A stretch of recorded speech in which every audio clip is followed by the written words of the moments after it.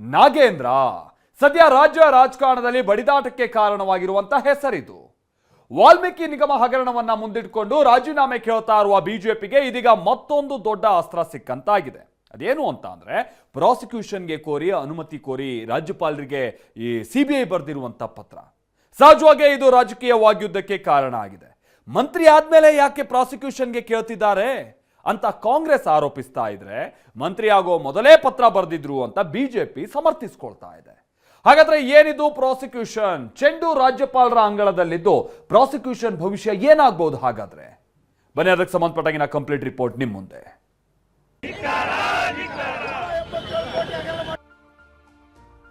ವಾಲ್ಮೀಕಿ ನಿಗಮ ಹಗರಣದಲ್ಲಿ ನಾಗೇಂದ್ರಗೆ CBI prosecution ಬಲೆ. ನೋಡಿ, ಯಾವ ಆಧಾರದ ಮೇಲೆ ಕೇಳಿದರೆ ನಮಗಂತೂ ಯಾವುದು ಮಾಹಿತಿ ಇಲ್ಲ.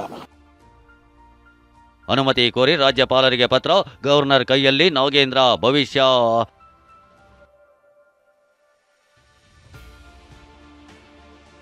ಪ್ರಾಸಿಕ್ಯೂಷನ್ಗೆ ಸಿಬಿಐ ಪತ್ರ ಬರೆದ ಬೆನ್ನಲ್ಲೇ ಜೋರಾಯ್ತು ರಾಜಕೀಯ ಯುದ್ಧ.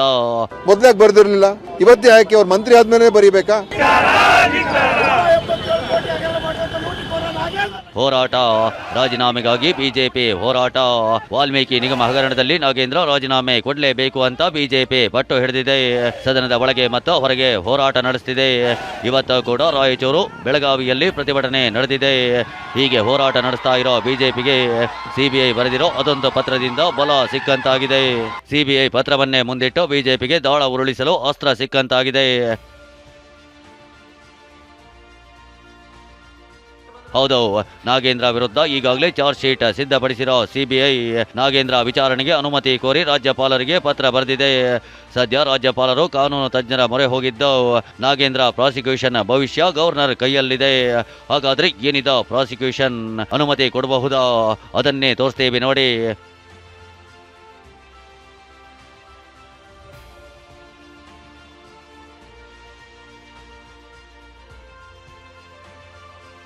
ಭ್ರಷ್ಟಾಚಾರ ತಡೆ ಕಾಯ್ದೆ ಸೆಕ್ಷನ್ 19 ಅಡಿ ತನಿಖೆಗೆ ಗವರ್ನರ್ ಅನುಮತಿ ಅಗತ್ಯವಿದೆ.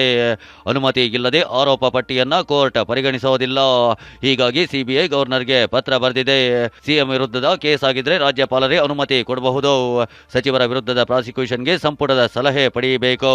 ಸಂಪುಟ ಪ್ರಾಸಿಕ್ಯೂಷನ್ಗೆ ಅನುಮತಿ ನಿರಾಕರಿಸಿದಾಗ ಮಾತ್ರ ರಾಜ್ಯಪಾಲರು ವಿವೇಚನಾಧಿಕಾರ ಬಳಸಿ ದಾಖಲೆ ಪರಿಗಣಿಸಿ ಪ್ರಾಸಿಕ್ಯೂಷನ್ಗೆ ಅನುಮತಿ ನೀಡಬಹುದು. ಗವರ್ನರ್ ಅನುಮತಿ ನೀಡಿದ್ರೆ ನಾಗೇಂದ್ರ ವಿರುದ್ಧ ಕೋರ್ಟ್ನಲ್ಲಿ ವಿಚಾರಣೆ ಶುರುವಾಗಲಿದೆ. ವಿವೇಚನೆ ಬಳಸಿ ರಾಜ್ಯಪಾಲರು ಅನುಮತಿ ನೀಡಿದ್ದನ್ನ ಪ್ರಶ್ನಿಸೋಕೆ ಅವಕಾಶವಿದೆ. ಸಚಿವ ಸಂಪುಟದ ಸಲಹೆ ಪಡೆದಿಲ್ಲ ಅಂತ ನಾಗೇಂದ್ರ ಪ್ರಶ್ನೆ ಮಾಡಬಹುದಾಗಿದೆ.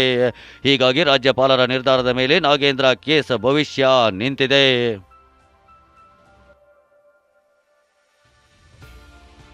ಸಿಬಿಐ ಪ್ರಾಸಿಕ್ಯೂಷನ್ ಕೇಳಿರೋದಕ್ಕೆ ಕಾಂಗ್ರೆಸ್ ಕೆರಳಿ ಕೆಂಡವಾಗಿದೆ. ರಾಜ್ಯ ಸರ್ಕಾರದ ಅನುಮತಿ ಕೇಳಬೇಕು ಅಂತ ಸಚಿವ ಪ್ರಿಯಾಂಕ್ ಗುಡುಗಿದ್ದಾರೆ. ಇಷ್ಟೋ ದಿನ ಇಲ್ಲದೆ ಇದ್ದಿದ್ದು ಮಂತ್ರಿ ಆದ್ಮೇಲೆ ಯಾಕೆ ಸಿಬಿಐ ಪತ್ರ ಬರೆದಿದೆ ಅಂತ ಮಾಜಿ ಸಚಿವ ದಿನೇಶ್ ಪ್ರಶ್ನಿಸಿದ್ದಾರೆ. ಮಂತ್ರಿಯಾಗೋ ಮೊದಲೇ ಸಿಬಿಐನವರು ಅನುಮತಿ ಕೇಳಿದ್ದಾರೆ ಅಂತ ಕೇಂದ್ರ ಸಚಿವ ಪ್ರಹ್ಲಾದ್ ಜೋಶಿ ತಿರುಗೇಟು ಕೊಟ್ಟಿದ್ದಾರೆ. ನೋಡಿ, ಯಾವ ಆಧಾರದ ಮೇಲೆ ಕೇಳಿದರೆ ನಮಗಂತೂ ಯಾವುದು ಮಾಹಿತಿ ಇಲ್ಲ. ಯಾಕಂದರೆ ಸಿಬಿಐ ಪ್ರಾಸಿಕ್ಯೂಷನ್ ಕೇಳಬೇಕಂದ್ರೆ ಸ್ಟೇಟಿಗೆ ಫಸ್ಟ್ ಬರೀಬೇಕು. ಅವರು ತನಿಖೆ ಮಾಡಬೇಕಂದ್ರೂ ಕೂಡ ಸ್ಟೇಟಿಗೆ ಫಸ್ಟ್ ಬರೀಬೇಕು. ನೋಡಿ, ಸಿಬಿಐ ಗೊತ್ತಲ್ಲ ನಮಗೆ. ಸಿಬಿಐ ಅವರು ಅಲ್ಲಿ ಏನು ಬಿಜೆಪಿ ಅವ್ರಿಗೆ ಅನುಕೂಲ ಆಗೋದಕ್ಕೆ ಏನೇನು ಮಾಡಬೇಕು ಸಿಬಿಐ ಇಡಿ ಮಾಡ್ತದೆ. ಅದ್ರ ಬಗ್ಗೆ ಇಡೀ ಯಾರಿಗೂ ನಾವೇನು ಪ್ರೂಫ್ ಕೊಡೋದು ಬೇಕಾಗಿಲ್ಲ, ಇಡೀ ದೇಶಕ್ಕೆ ಗೊತ್ತು. ಇಲ್ಲಿ ಇಜ್ಜು ಸರ್ ಮತ್ತೆ ಯಾಕೆ ಸುಮ್ಮನೆ ಇದ್ರು? ಇವತ್ತೇ ಯಾಕೆ ಅವರು ಆ ರೀತಿ ಬರೀತಾ ಇದ್ದಾರೆ? ಮೊದಲಾಗಿ ಬರೆದಿರಲಿಲ್ಲ, ಇವತ್ತೇ ಯಾಕೆ ಅವ್ರ ಮಂತ್ರಿ ಆದ್ಮೇಲೆ ಬರೀಬೇಕಾ? ಸಿಬಿಐದವರು ಈ ಮೊದಲನೇ ಅದು ಈಗ ಹೊರಗಡೆ ಬಂದಿದೆ. ಅವ್ರ ಮಂತ್ರಿ ಆಗೋಕ್ಕಿಂತ ಮೊದಲನೇ ರಾಜ್ಯಪಾಲರಿಗೆ ಅವ್ರು ಚಾರ್ಜ್ ಶೀಟ್ ಫೈಲ್ ಮಾಡಲಿಕ್ಕೆ ಅನುಮತಿ ಕೇಳ್ಯಾರ. ಅಂದರೆ ಯಾವ ಮಟ್ಟಕ್ಕೆ ಕಾಂಗ್ರೆಸ್ ಪಾರ್ಟಿ ಹೋಗ್ತಾ ಇದೆ ಅಂತ. ಕಾಂಗ್ರೆಸ್ ಪಾರ್ಟಿಗೆ ನೈತಿಕತೆ ಗಾಳಿಗಂಧ ಸ್ವಲ್ಪ ಆದರೂ ಇದ್ದರೆ ತಕ್ಷಣ ಅವರನ್ನು ಡ್ರಾಪ್ ಮಾಡಬೇಕು. ಇನ್ನು ಸದನದಲ್ಲಿ ಚರ್ಚೆ ಮಾಡಲು ಬಿಡ್ತಿಲ್ಲ. ಬಿಜೆಪಿ ಅವರು ಪಾದಯಾತ್ರೆ ಮಾಡ್ತಿದ್ದಾರೆ ಅನ್ನೋ ವಿಚಾರಕ್ಕೂ ಕೈ ನಾಯಕರು ಗುಡುಗಿದ್ದಾರೆ. ಪಾದಯಾತ್ರೆ ಅಂತ ಇದ್ದಾರೆ, ಮಾಡಲಿ, ಯಾರು ಬೇಡ ಅಂದಿದ್ದಾರೆ? ಚಂದ್ರು ಲಮಾಣಿ ಅವರಿಗೆ ಕೈ ಬಿಟ್ಟಿದ್ದಾರೆ. ಅವರು ಲೋಕಾಯುಕ್ತ ಟ್ರ್ಯಾಪ್ ಸ್ವಾಮಿ ಅವರು ಮೊನ್ನೆ ಕೂಗ್ತಾ ಇದ್ರು ಇದರಲ್ಲಿ. ನಾನು ನೋಡ್ಬಿಟ್ಟು ಅಳಬೇಕಾ ನಗ್ಬೇಕಾ ಗೊತ್ತಾಗಿಲ್ಲ. ಯಾರು ಲೋಕಾಯುಕ್ತ ಟ್ರ್ಯಾಪ್ ಆಗಿದ್ದಾರೆ ಅವರು ಕೂಡ ಭ್ರಷ್ಟಾಚಾರದ ವಿರುದ್ಧ ಹೋರಾಟ ಮಾಡ್ತಾರೆ. ನೋಡಿ, ಅವ್ರಿಗೆ ಈಗಾಗಲೇ ಲೋಕಾಯುಕ್ತ ಕ್ಲೀನ್ ಚೀಟ್ ಕೊಟ್ಟಿದೆ.